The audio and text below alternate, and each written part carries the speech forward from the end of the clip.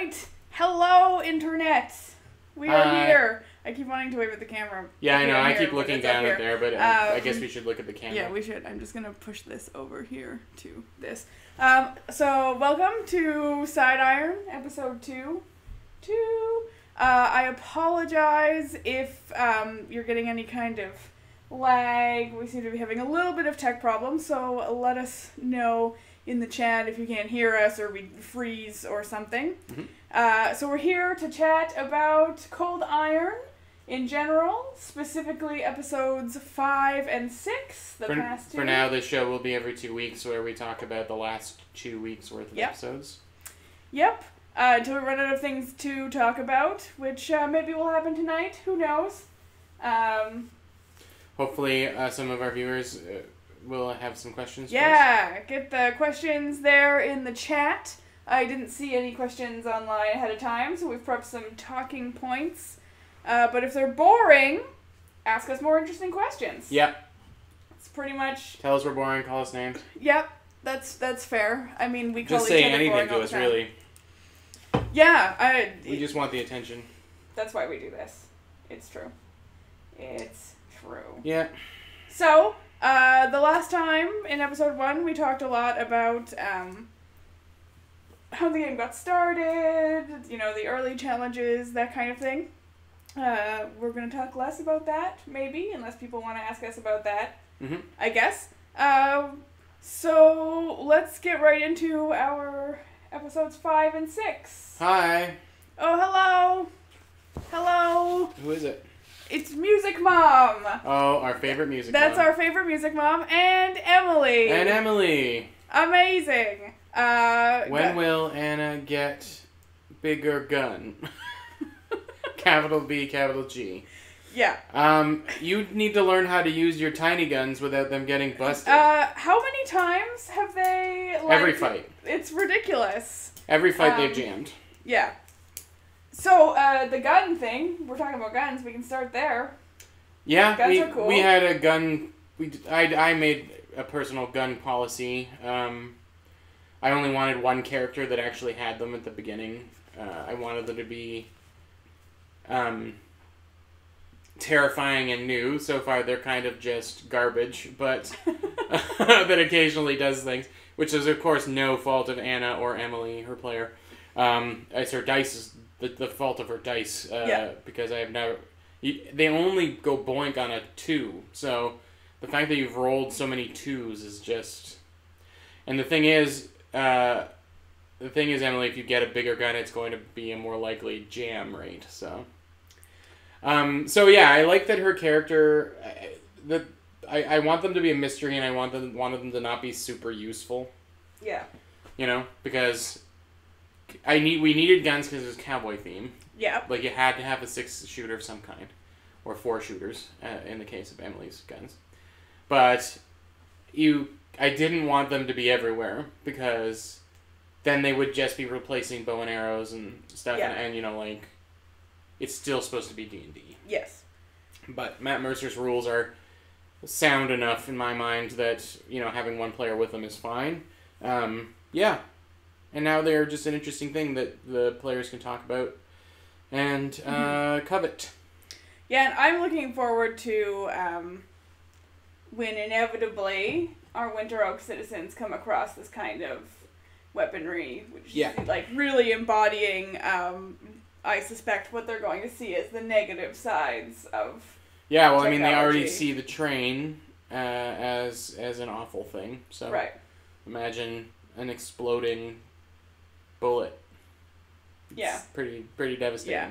Although I have a distinct feeling that Perny's going to try to steal them. Yeah, Perny is more of a city mouse, I think. Yeah. So. Yeah. So guns. Yeah, I mean, it's fun to have one. What I like about Emily's character is that, about Anna, Anna Sinclair, is that she doesn't know how they work. Like, she doesn't have Tinker Tool proficiency.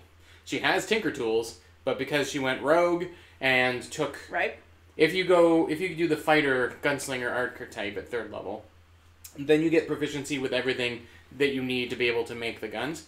Whereas she is a rogue who took the gun proficiency feat at first level. And that gives you your ability to add your proficiency modifier to the gun and to dual wield them, but it doesn't give you Tinker Tool proficiencies. So it's oh, did we just spoil guns for your mom? I guess so. Sorry, Og. Sorry, Og. It's a Western. You gotta assume there were gonna be guns. But, yeah. But not a lot, is the point. Not a lot. So it gave us an instant bond for her and... it gave her an instant bond for her and Luna Bell. I mean, everyone loves Luna Bell, but Luna is a techie character, so... Yeah. I like that scene. I think that, that was one of the scenes in my... No. That happened in the 4. Well, you can still talk about it. Yeah. It's not off limits. Yeah, that's right. They repaired the little scene where we're all sitting in the dining car and they were fixing the guns and some backstory and stuff. It was nice. Guns. Yeah, guns. We got no guns in Winter Oak. I've done something different in Winter Oak, actually. So you have a thing that Winter Oak doesn't have. You have guns. Winter Oak has a thing, technically, I guess, also doesn't have a thing that you have, but in it the point is it's different. What I've done different is there's no money in Winter Oak. Yeah. So I'm really looking forward to that. It'll be interesting to see what Perny says when that happens. Yeah, so... And all the money. I imagine her walking up to a place and dumping all of the pockets out and being like, give me 200 gold pieces of your finest whatever, and they'll be like, Yeah, exactly. And then Perny will get mad, and then it will be very entertaining. Yes, Perny will try to steal. I assume you're referring to the guns there. Delay chat. Yeah. Yes, I forgot there's a delay. Yeah, so no money in Winter Oak. We're finally getting to Winter Oak. I'm really excited about where that's going to go. Yeah, me too. I mean, I watched, obviously, I wasn't able to watch the episode live, but I did watch it afterwards before my game, so I could make sure that if there was anything I could borrow. And, I'm interested to see how you describe it. Yeah, we had a little hint of it in the first episode, but now you're really going to get to be immersed in it and stay there and get into all the nitty-gritty of Winter Oak, so I'm excited about that. Mm-hmm.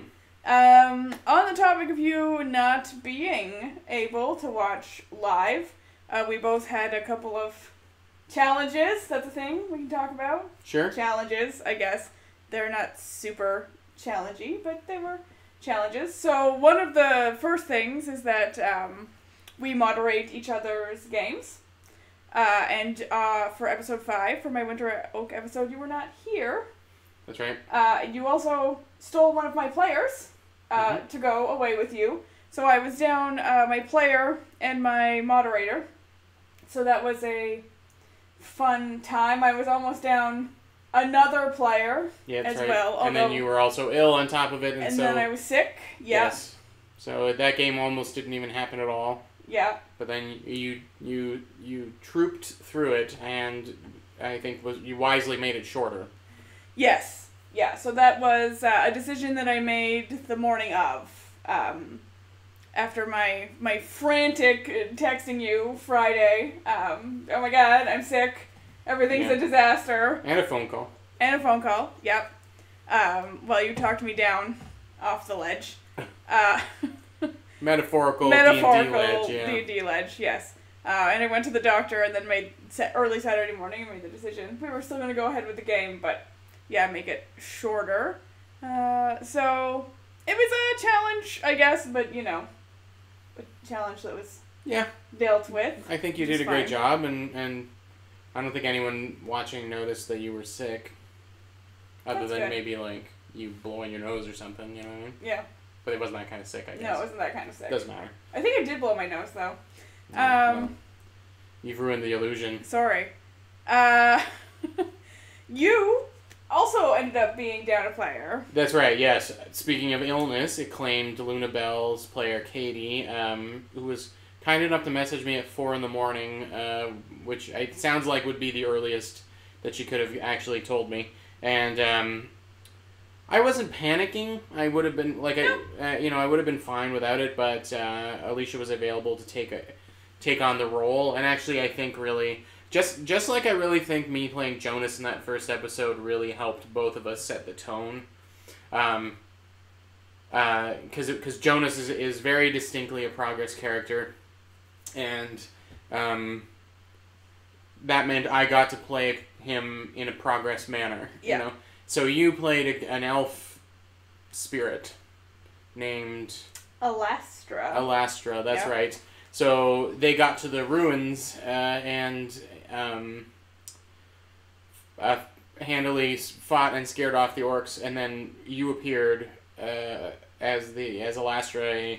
You were built it like a druid, but you had some other perks. Yeah. And that what was cool is that you were able to put in a bunch of winter oak and just general forest business into my progress game, and it was great twofold because I didn't have to do any of that prep work. I wrote the riddle, but you got to deliver it and you got to answer questions, and because you are the winter oak person, then yours it didn't matter what you said, it was canon, right? And so I mean, I think the problem became a not like a boon. Not problem. Yeah, it became a boon. And one of the really great things, you're 100% right. Like, I get to be in that it's easier for me to be in that headspace than it is for you. Yeah. I know the motivation of the people who live there. That's what I'm living as I'm creating this world, so it was really easy to do. But what I really enjoyed about it was our on-the-fly world building that was happening. Frantic, like, messaging on Facebook Messenger. And what was great was I built a character, right? I built an Eladrin druid, but then didn't really... The nice thing about coming in was, like, being a player but not being a player. I was not as beholden to things, so I could pick up on things that you were dropping and suddenly, like, turn those into things that I gave myself abilities to do, or whatever. Which was a really neat, fun, I don't know, it was like it was a combo of, like, being a DM and a player, you know? It was, like, a neat... Yeah, I think that it could go horribly wrong. And I'm not saying specifically you and me. I agree. I'm saying generally... I agree. If a person... I mean... We didn't discuss at the beginning that you had carte blanche for the abilities of the thing. No, and I also... I mean, we chatted a bit about things, but like you being able to communicate, you did like some telekinetic or telepathic communications, right? Like giving imagery and things. That was prompted by a thing that you had done. Yeah, which I came up with on the fly myself. So, you were taking things from what I had said and turning it into new things. On the basis of what we talked about that character being. Yeah, but I can imagine, someone less story driven, or you know what I mean. But I guess this situation is specifically that you were jumping in to be a expository, is that the right word? Exposition, expository, expository character that was going to give a bunch of information. So, if you were just filling in, I think what I've learned from it is that the person, if we are filling in for the other person, then we have to be playing a key role. Yes. Or not necessarily like a starring role, but we're not just there because the fighter's gone and they need a fighter. Yeah, no, for sure. It is looking at just trying to make the most out of the opportunity, right? Why are we bringing someone in? That's right. And I think it's... Your mom's asking if our players did what we expected. I mean, that question's always going to be no. Always? Yeah. We can talk about how they didn't do things like we expected, potentially. I'll talk about mine. Sure. Mine, I think, went about where I was expecting it to go, to be honest. So, mine got where I wanted it to go. This episode, it got there a little more heavy-handed than I normally like to play my games. This is because A, I was sick, and frankly not really in the headspace to improv. B, I really needed them to get to my end goal this episode. I just felt really strongly I needed them back in Winter Oak, and so I was going to push that along. I had two things that sort of went in a different way than I would have expected them. The first was that because of my sickness, I had failed to give as much information as I would have liked. You know, I missed a couple of key parts, and I was like, oh shit, how do I do this? I had to bring in another NPC to provide that information, who my players then strong-armed into joining them on the rest of the trip. That was the lady, the witch. Yeah. The witch that they were supposed to be running out of town. Yeah. At behest of the hag. Yeah. Right. So, I was not expecting them, and I should have probably been expecting them to make this NPC come with them, but I was not expecting that. I think what you can't, because by expecting them to do one thing, they're going to do the other. Yeah. I think you just can't have any expectations. Yes, it's true. It's true. I mean, I talk about it with you all the time, and like my method is that I figure out what the things that are in my control are going to do. Mm-hmm. And then, you know, like, what is this NPC? What do they care about? Why are they going to do things? And then I know I can control that because I'm in charge of them. And then the wrench gets thrown into the works in the form of the players every time. And then, you know, then I know the improv still has to happen, but then I at least know this NPC's personality would mean they would do this. Yeah. Or, you know, there was about to be a big explosion, but they snipped the wire, you know, like now there's no explosion. So at least then I knew what would happen, right? Yeah. So, yeah. It's just, I mean, you do a lot more planning than I do. I do. And I think that I'm going to try and learn from you in order to do that, to do better at that. But even so, I spent a lot of time thinking about that. That was, in the grand scheme of things, it wasn't too difficult for me to, okay, she's coming along.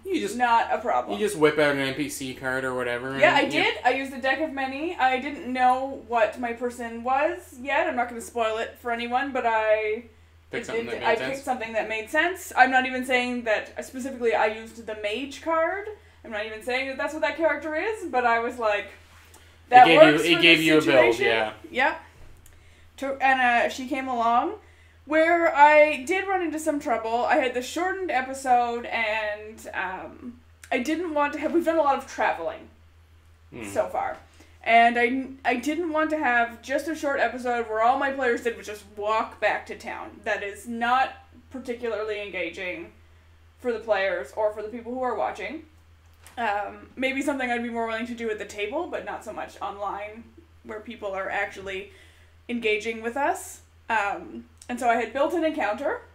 I had built this hobgoblin raider thing. You know, they wanted to steal my players' stuff, and my frickin' players insisted on not engaging with them. And, you know, taking a wide berth and whatever. Which is... smart. 100% reasonable. Totally reasonable. I am not slamming my players at all. Mm-hmm. I mean, if I were playing, I also would have wanted to avoid the hobgoblins. But I was tired. I had this plan. And again, because I was sick, I really wasn't feeling like I was in the headspace to really be adapting to what my players were doing. So, I made the hobgoblins go after them. Mm-hmm. Even though they tried to avoid them.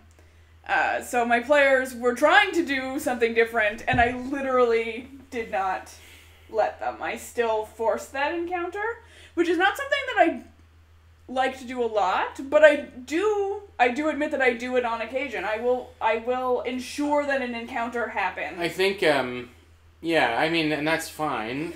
I think what you need to think about afterwards now is the consequences of what they're going to think of hobgoblins. Mm-hmm.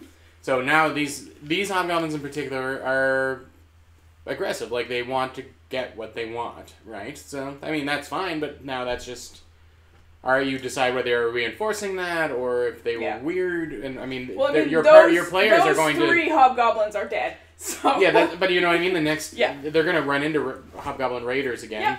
Yeah. And now their attitude's going to change, right? Mm-hmm. They're going to know that... You know, now they're going to be fighting every hobgoblins they come across because they know that maybe they think it's going to happen all the time, right? Yeah. It's part of the cool thing of the game is that, you know, every decision matters. Yes, it's true.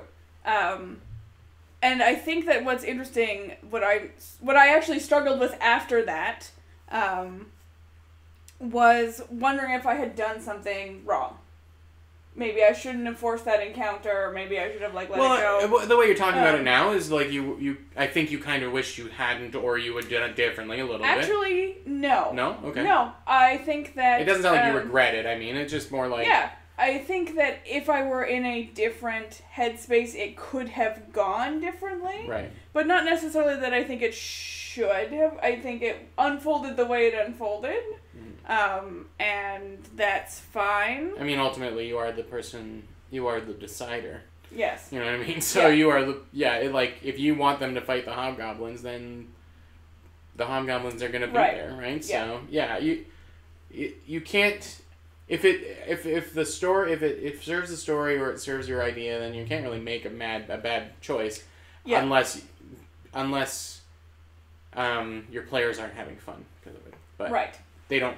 Well, now your mom knows the deep dark secret of forcing the hobgoblin fight. Yeah. I did something similar in my previous game where they were all walking away from the orcs, and then of course notorious badger incident. But. I personally, in that case, I wasn't trying to shoehorn the encounter in. Right. I just wanted to up the stakes and make them really decide where their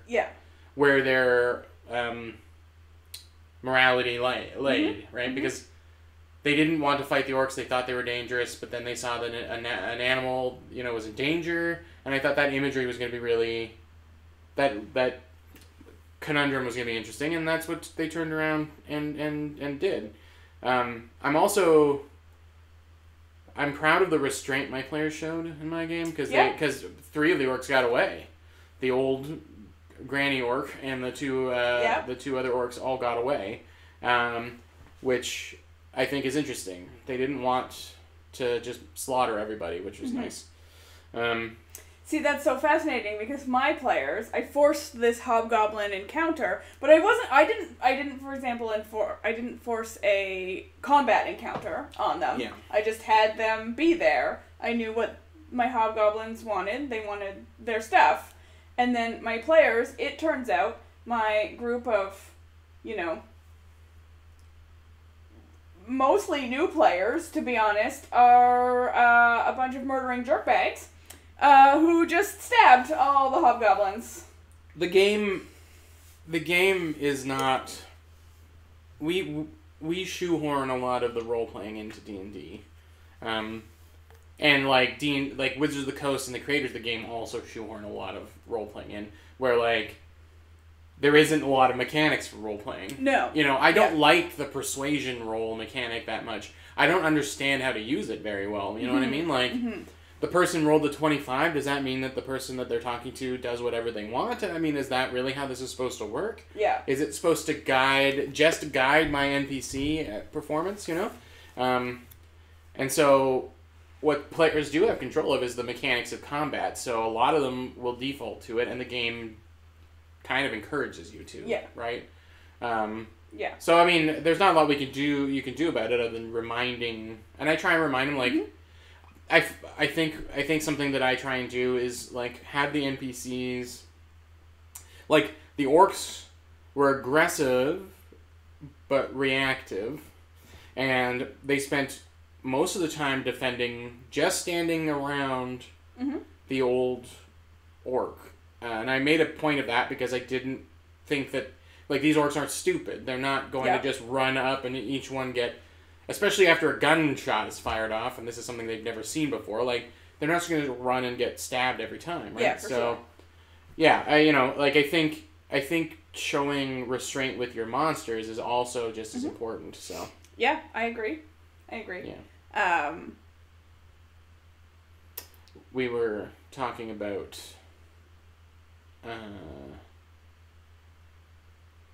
what are players doing different things? Right. Yes, our players doing things. As far as my game went, I don't find that they did anything that was super unusual. Yeah. I was surprised at how much they were wary of your character. That surprised me as well, actually. And also, I mean, and I think Delicia's character has a lot more going on in the background than most people, than even she knows about right now.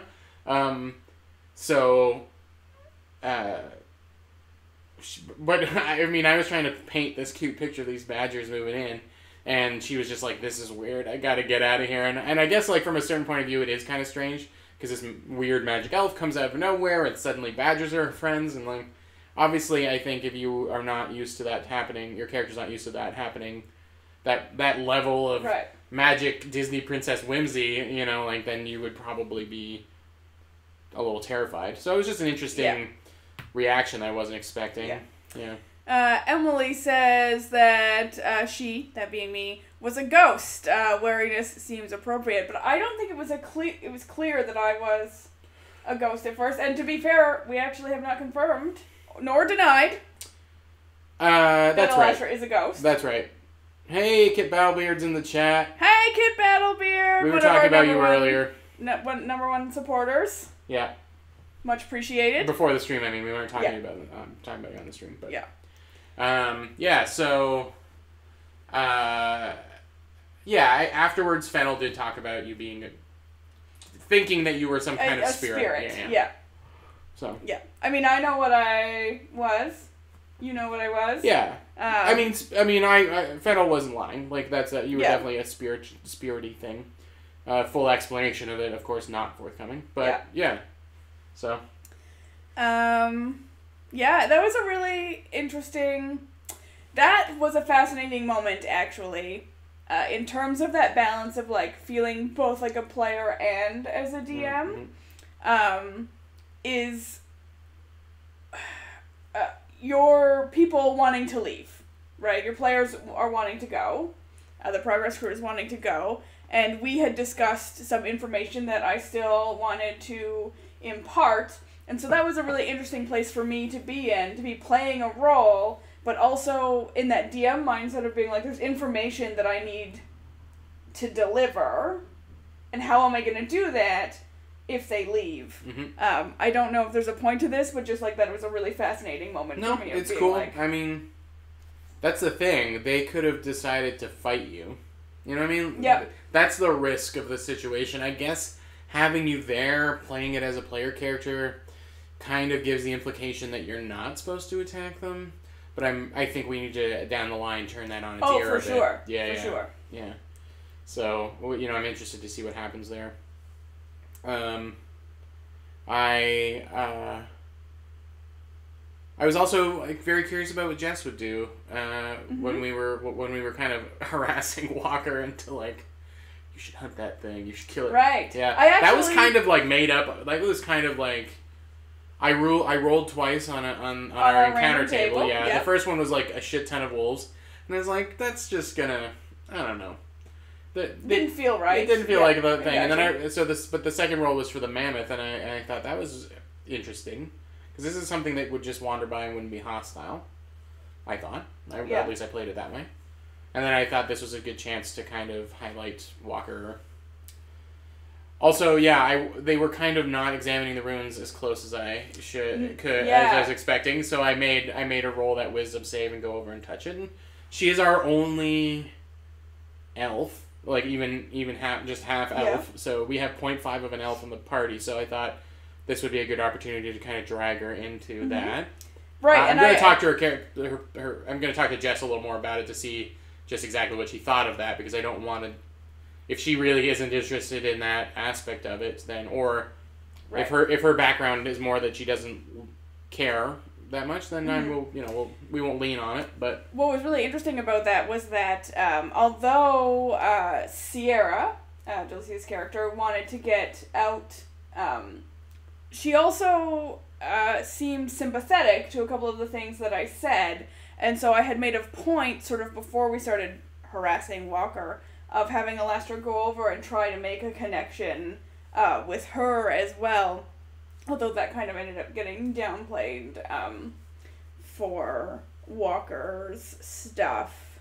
But I enjoyed the opportunity to try and make those connections with characters.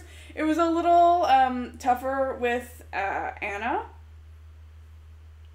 who was all about monetizing the ruins. Yeah, I forgot about that. But I mean, that made a lot of sense for her character, and also that's what their request was.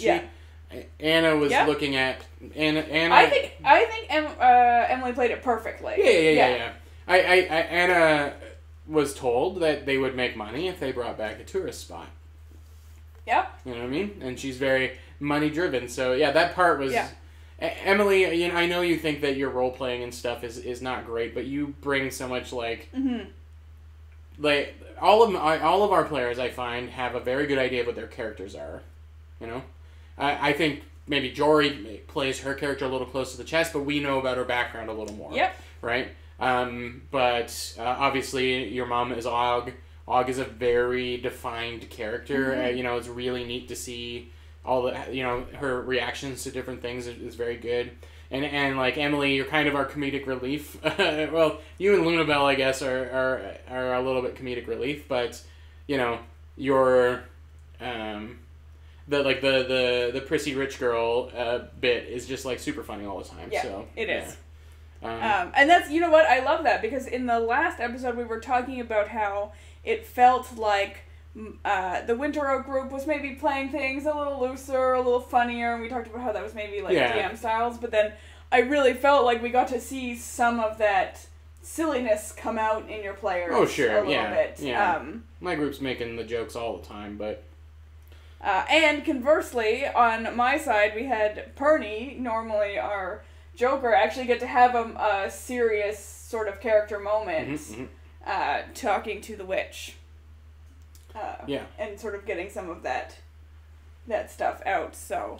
Yeah, I think it's it's like a comfort thing, and everyone will kind of start falling into stride with each other. And, yeah. What were we talking about? I don't know. We've gone. Someone asked a question or something, right? Yes. Oh, it was about whether players were going to do what we expect them to do. Never. Players never do what you expect them to do. Expect the unexpected. That does bring me, though. You did say in the point of this that I plan a lot more than you do, and that's true. And I think to a certain extent, it makes it a little more challenging for me in some ways to react to when my characters do things that are unexpected. Yeah, I mean, to say I don't plan, that's not really obvious. Like, I don't want anyone to think I'm not thinking about. Yeah. I think about the game and the story like all the time, but I. For the same reason I didn't run like a canned module for a long time. It's just I really worry as soon as you write something down that now you're gonna like be mad or sad if it doesn't happen. Right. And so I play a lot more fast and loose with things. I really invest time into my NPCs, thinking about what they're going to be like and what they're doing. And then also make sure that I understand my characters really well, as best as I can anyway. And then leaving the rest... I think you are very much a plotting things out a little bit, and me, I'm like set a scene. So I always try and make my scene really interesting, and the people in it are very interesting, but I don't get any preconceptions what's going to happen. Right. Other beyond what's in my control. Right. And I'm not saying that you're not a railroader. Like I play D&D with you a lot. Like you're not a railroader in that sense. And again, not any problem with railroading.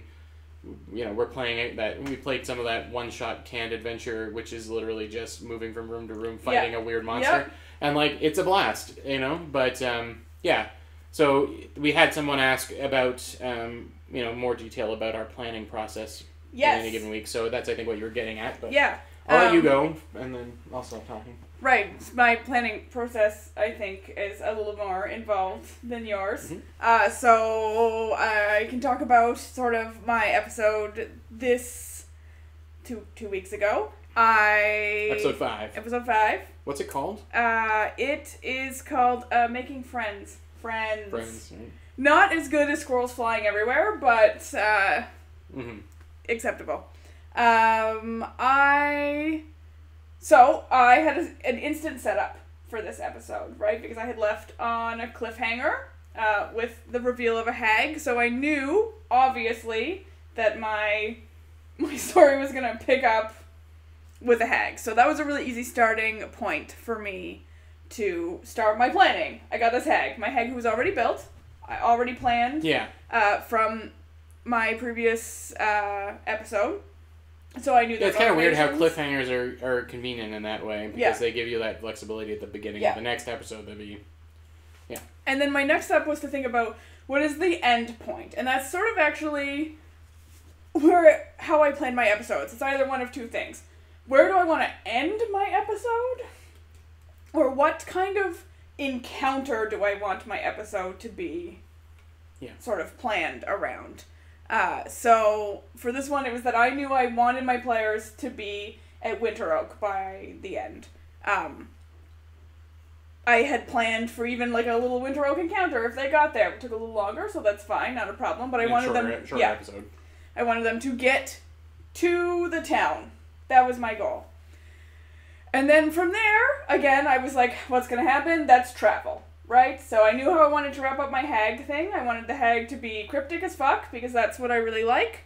My players are really mad at me for it, because my hag was cryptic, and then Vasilia, the witch, was also cryptic. Just a lot of not answering anyone's questions. And then they needed to get to Winter Oak. They're walking in between, so I knew I wanted to have an encounter. I considered rolling on our random encounter table.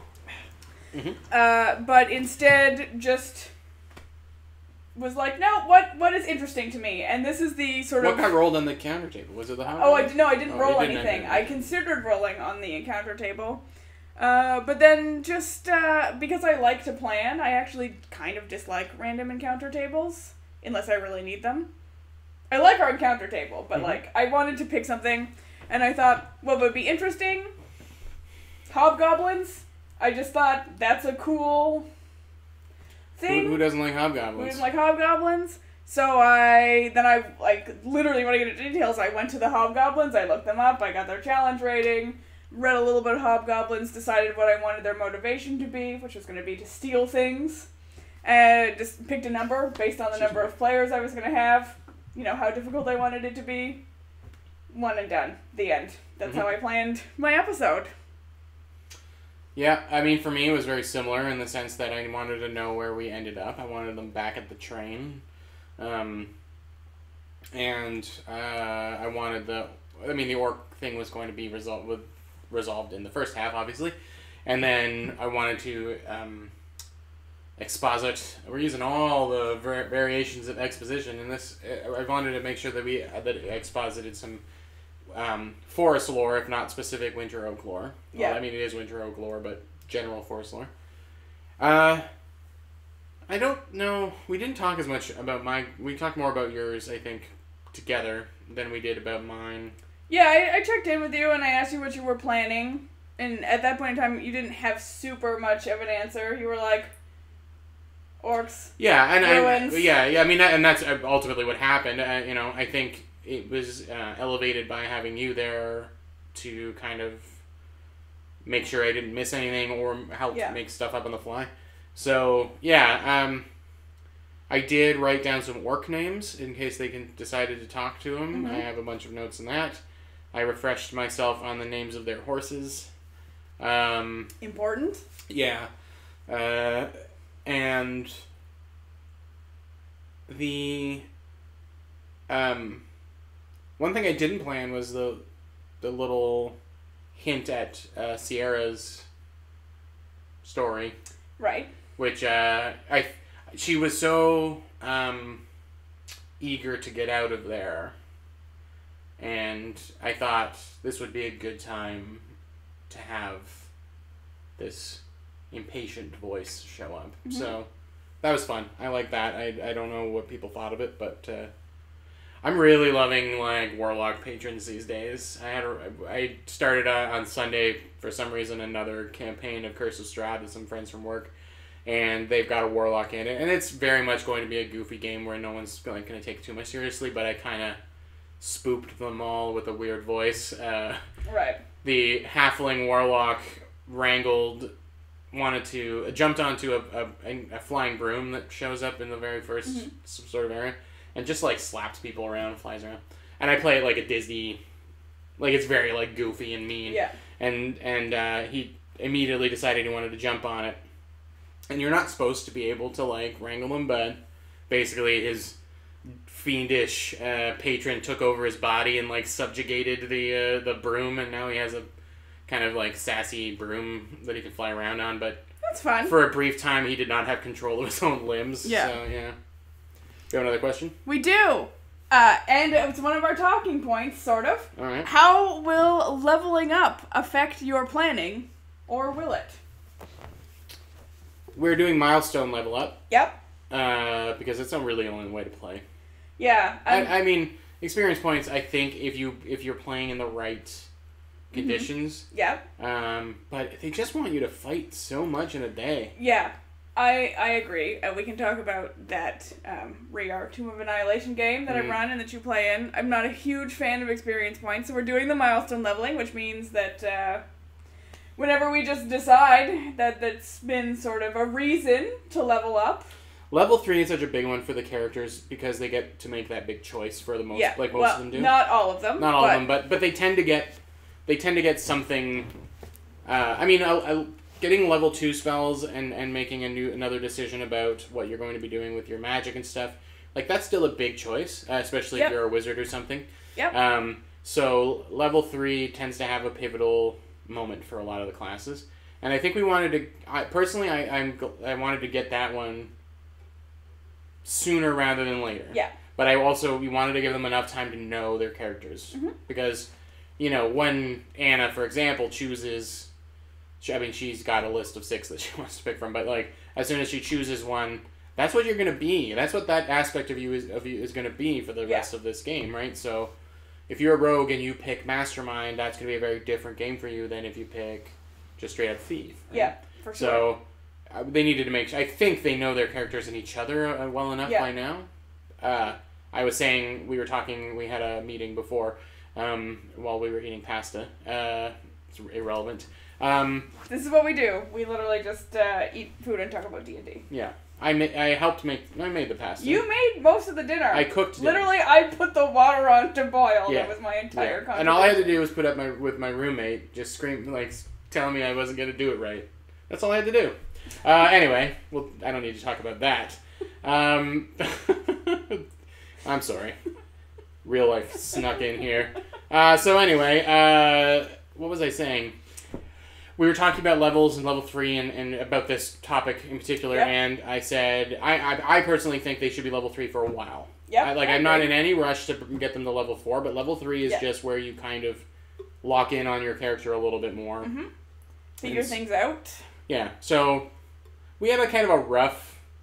Yeah, we had, I don't have a problem saying, when we originally started talking about this, we were looking at, for our first tier of play, a level up every 3 to 5 episodes. Yeah. And we're on 3 episodes, like 3 episodes each, so we're on the low end of that. Probably level 4 will be 5 episodes, I think. 6. And maybe longer, I know, so, and this is an interesting thing, my episode comes first in the sets of episodes, and so I kind of unintentionally set the pace in that regard. I chose this episode to level up because they reached Winter Oak, so for me it felt like sort of closing the first bit of story. Yeah. And it was a good time for them to level up. And also get their first magic item. Yes. I doled out my first items. Yeah. I doled out my first magic item because I love giving out magic items. Just throw them at my players like candy. Low level ones usually, but so it felt like a good time for that. Your first magic item, you're reaching your level 3. We have a follow-up question. I don't know if you want to talk any more about... Well, I mean, I gave magic items that were very practical. The orcs having some boots of the Winterlands or whatever. It's just one of those items that you look every time you pass through you're going through the Dungeon Master's Guide and you're like, boots of the Winterlands. Yeah.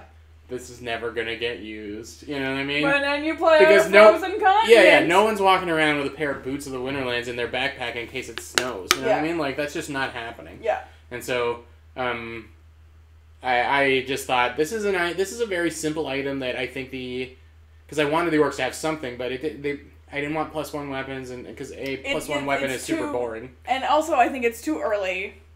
Yeah. For like a +1. Yeah, by 4th or 5th level, you know, they might have a +1 or something, but like. Yeah. But this was something that made sense. It was a very practical item.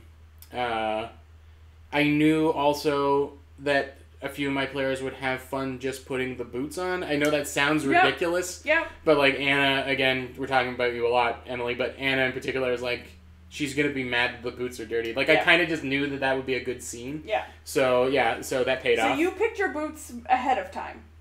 I looked up magic items while we were playing. Okay. I was actually in the middle of the game when I picked them. I doled mine out. I made my choice literally in the moment. Yeah, me too. Yeah, I had Perny rolled a natural 20, and I was like, it's going to be a magic item. You know, what's going to be a good thing for Perny? She got a bag of holding. Place for her loot. Yeah. Makes sense. So, I mean, just to put a bow on this, I think here and out, I might not follow your leveling up structure as closely. I think that 3rd level, though, is such an important level that our players should all be at it at the same time. I think something we might butt up against is the idea that once they start mixing and matching, if and when that happens, then obviously they'll have to be at the same level or close. Yeah. And I mean, I think it's important that regardless of, if I level up or you level up, it doesn't necessarily mean the next person's going to follow the next episode. No, but within a few episodes, yeah. Close. And our follow-up question, do we consult with our players about their choices when leveling up? Provide guidance or suggestions. I mean, we're here for you. Yeah. I have talked to a couple players. Definitely my intention we have a Discord that we all communicate in. And so I think our intention is to have your players talk about their 3rd level? I have heard from one of my players, my mom. Most of my players are new, so that's what's a really interesting sort of difference. So sometime this week you're going to just open the dialogue with Exactly. Them. So I'm going to check in with everybody and make sure that they're good. Jory doesn't get a big choice at level 3. Right, because Druid Circle is level 2, right? Yep, Druid's already made her choice. Yeah, she's just spells, I guess. Io needs to make the barbarian her path choice. Arg needs to make his college choice. And who am I? Oh, Perny, rogue. Yep, needs to choose her roguish ways there. In my group, I'm going to do the same before our next game to make sure that everyone's got it ironed out. I'm not going to push anything in particular. Nope. I give advice based on what I thought. I like to think about what they've done previously.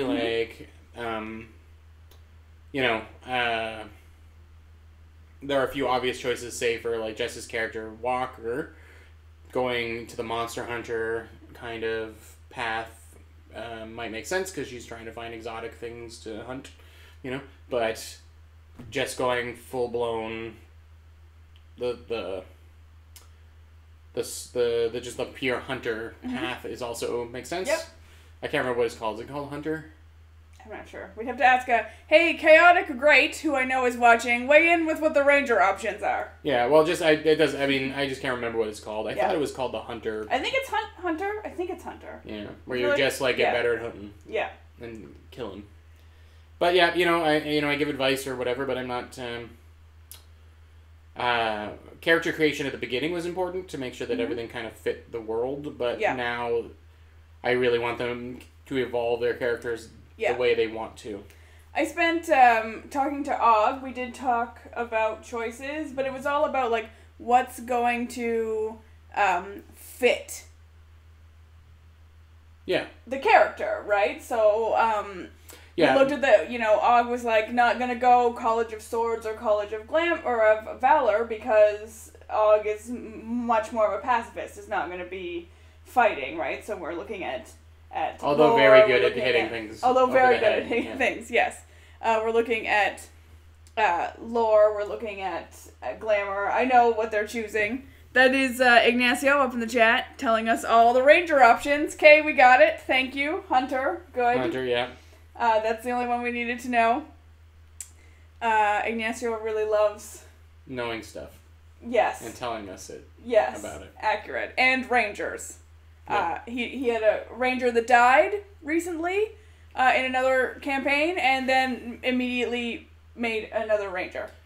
I'm going to correct him, though. Planeswalker is not what they call that one. It's Horizon Walker. Oh, throwing the shade. Schooled by a dungeon master. Although he's a dungeon master as well, so. Yes. Emily was about to type that as well. Well, everybody's... We're a bunch of goddamn nerds. Yeah, all the nerds. Get a life. So yes, helping, I do like to provide assistance for my players, especially because they're new, it's overwhelming. I think the important thing is why. I want them to understand when they make the choice, mechanics are important, and I want them to enjoy the things their character can do, but I'm more, personally as their dungeon master, I want to know the why. Yeah. Because leveling up is there's no real world equivalent for it, because they've been playing in game time for a few days. You know what I mean? Yeah. And now suddenly, the barbarian has a path of their fault. It's all this weird shit that happens. So it's really important to understand what changed in them and what decisions led to this. Because the way I think of things, let's say you're a College of Valor bard, you have always been a College of Valor bard, but now the gifts show up, right? So why, And I think that's really interesting. When I'm playing and I'm building a character, I often already go in having a sense of what those decisions are going to be. Not locked into them necessarily, but, I knew that my Tabaxi Warlock, in our other Bellisk set game, was going to be a Hexblade Warlock. But you picked that at first level. You picked the patron at first level. I knew it was going to be a Pact of the Blade, Hexblade Warlock. I knew that off the top. So I think a lot of times, especially for players who've played before, they already know where they're going, and they've sometimes built the character in the first stages to get them there anyways. Yeah. But for new players, I think it can be a lot of overwhelming choices, and that why is really important. On the flip side of the coin, I think we started at second level.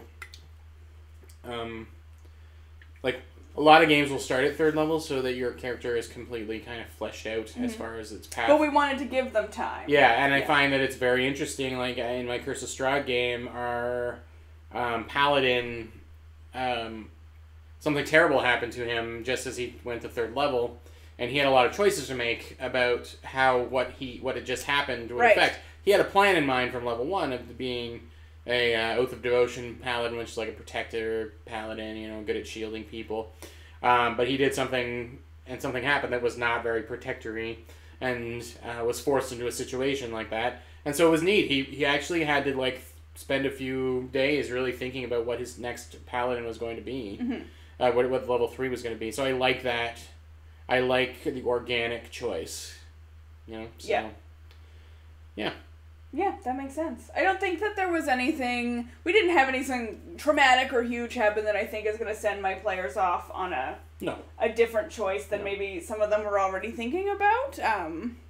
But I encourage new players not to worry about it, I guess is what I'm saying. Play your character for a bit. Don't plan out your personality too much. Decide on the fly as much as you can. Because then you're going to come up with something that you actually want to do. Because you're not going to force yourself to do something. Yeah. I also think on that end, it's important to give players leeway, again, especially with new players, to make mistakes a little bit. If one of my players chooses something and they're going to come to me in a couple games and be like, I made the wrong choice, I really wish I'd gone something else, like, we're going to talk about that, and I'm going to make sure that they're building the character that they want to be. Yeah. And thankfully, our not sponsored D&D Beyond makes it very easy to just switch. Yeah, exactly. You just go and switch it, and it, like, you know, it's not like you got to redo your, you know, so, yeah. Mm-hmm. We only got 5 minutes left on our scheduled time. I thought maybe we could talk quickly about the fact that we each have new players joining us. Yeah, I mean, it's a little bit of a spoiler, I guess. Nobody knew. Well, I guess we talk about it now, yeah. Talking about it now. You spilled the beans. So I introduced my 5th player at the end of mine. I'm getting a buzzing. Which I wasn't... All right. Which I wasn't planning, but I just wanted to sort of set it up. I tried not to roleplay their character too much, but I introduced their character at the end of mine. I did not introduce my character at the end of mine. Yeah, I'm curious about yours. We won't talk about the characters now, but we do have new players coming in. We wanted 5. I think we wanted 5 players. Well, your player is delayed because she couldn't play until later anyway. Yes. And then I got my 5th player to make sure that we both had 5. But I really think the reason we have it is for situations like Fan Expo.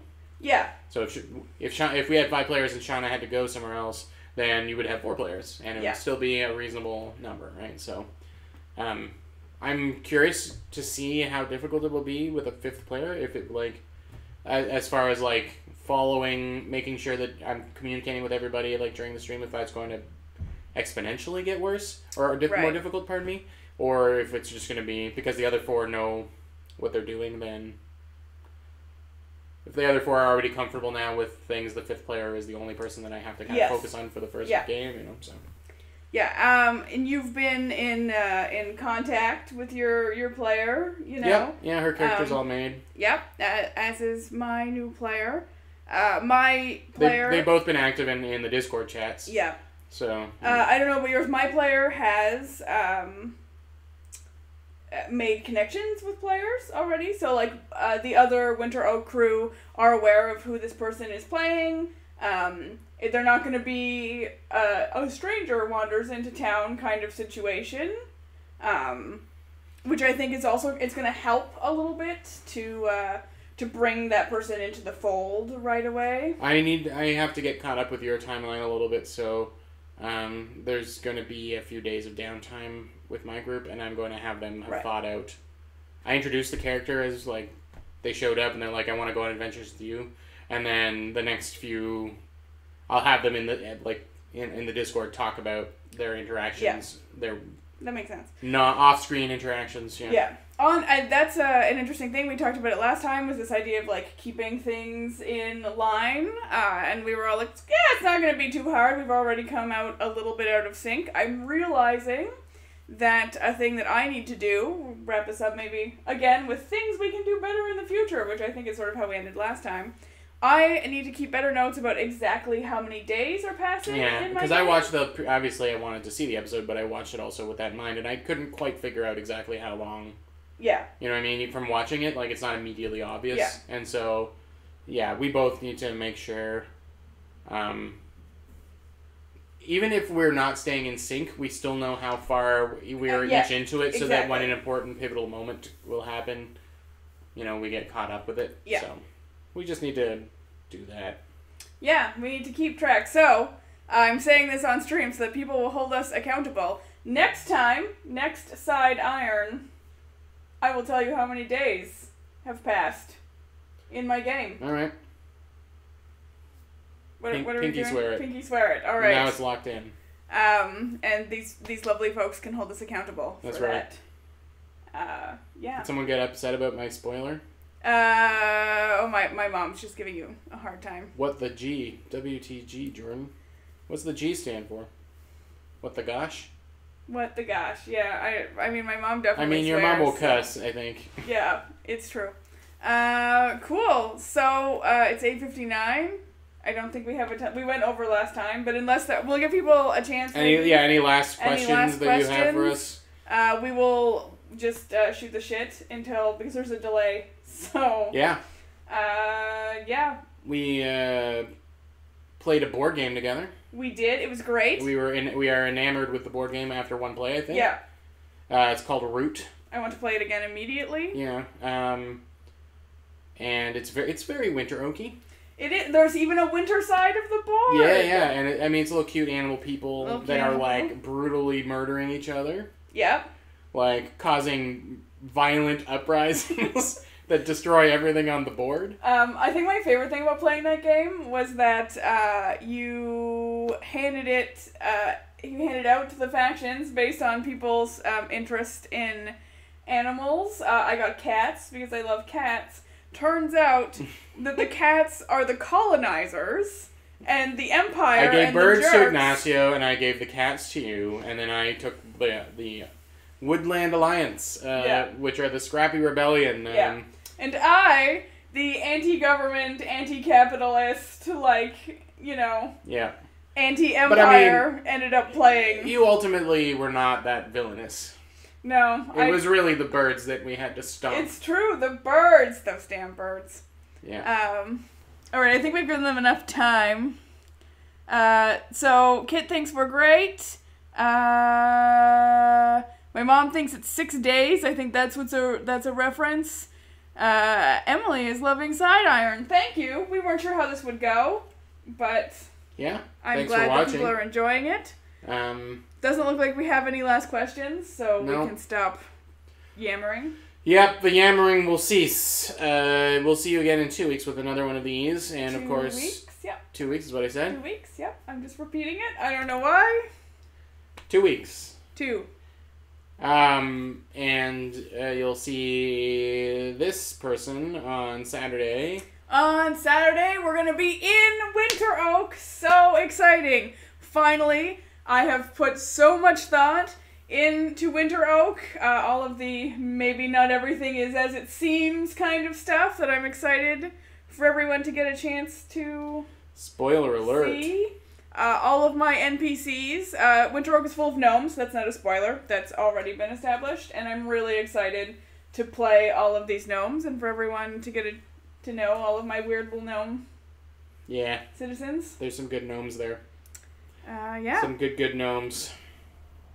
And we've got stuff coming up, too. Like... Stuff. Where we got plans and stuff. The only one I think we can really talk about that has been announced is my new game. That I will be launching At some point. Well, no, I've picked a date. Oh. Yeah. I was saying it was the end of October, and then I realized the end of October, it's going to be on Wednesdays, is Halloween. Like it lands on Halloween? It lands on Halloween. So now it's going to be November 7th. Okay. We're launching Queer Questers. We're still putting together the group. It's going to be all queer players playing in a frankly silly game. That's inspired by like Harry Potter and Little Witch Academia and probably a little Buffy the Vampire Slayer. And everyone's going to be playing teens in a adventurer's academy. There's going to be trolls in the dungeon and bullies on the playground, and we're going to have a lot of fun. Teens have a playground? I don't know, the teen playground. Where they like shoot fireballs at each other? Yeah, sure. Don't sass me. They're just wondering. Anyway, so look for that coming in November. It's going to be a good show. Yeah. I'm not involved in it in any way other than being a supporter. And like a sounding board, obviously. So I'm just looking forward to watching it. Yeah. But so that's the thing that's coming up. Yeah. I mean, Cool. yeah, and there's Indie Fridays. And, well, we hadn't talked about that yet. No. You're just spilling the beans all over the place. That's happening sooner than that. I know, but Anyway, you can forget that. Ignore that. No, Indie Fridays are also launching much sooner in October, beginning of October. Mm-hmm. It's going to be indie games every Friday night. So not D&D, also not Pathfinder or anything, but small games, rotating DMs, rotating casts. We're still working out the details, but it's going to be great. Stay tuned. Yes, stay tuned. And now we will go away, so Jordan will stop telling you all of our secret plans. I won't tell him about Will Wheaton being on the next episode of Cold Iron. Oh, you really have to stop. You really gotta stop. I'm so funny. How can you guys just live with how funny I am? They've just stopped responding now. Yeah. Your so mom said tired hooray, of us. but now they're gone, yeah. Alright, well, thank you for watching. Yes, thank you, and we will see you in We will see you on Saturday. Then we will see you in 2 weeks. And keep watching Cold Iron. We need like a wrap-up sentence or something. How about goodbye?